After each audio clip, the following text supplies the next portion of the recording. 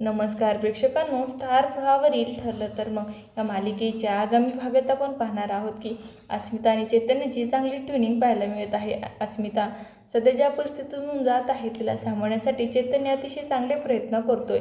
अस्मिताला आनंद व्हावा यासाठी आता चैतन्यने तिला एक गिफ्ट दिलेलं असतं. दोघंही आता सोफ्यावर बसून गमतीने बोलत असतात, मजा मस्ती करत असतात. त्यानंतर तिथे सचिन येतो आणि तो पुन्हा आता चांगलं वागण्याचं नाटक करू लागतो.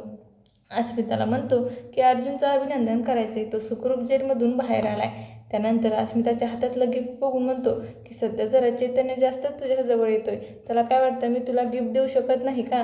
नेहमी तुला वेळ देत असतो जसं की मी तुला वेळ देत नाही. तेव्हा अस्मिता म्हणते की मी चैतन्याला लहानपणापासून ओळखते, उगाच त्याच्याबद्दल काही बोलास तर माझ्यासारखी वाईट कोणीच नाही. असं काही आपल्याला या भागात पाहायला मिळणार आहे. तुम्हाला जर आपला व्हिडिओ आवडला असेल तर चॅनलला लाईक, शेअर आणि सबस्क्राईब करायला विसरू नका. धन्यवाद.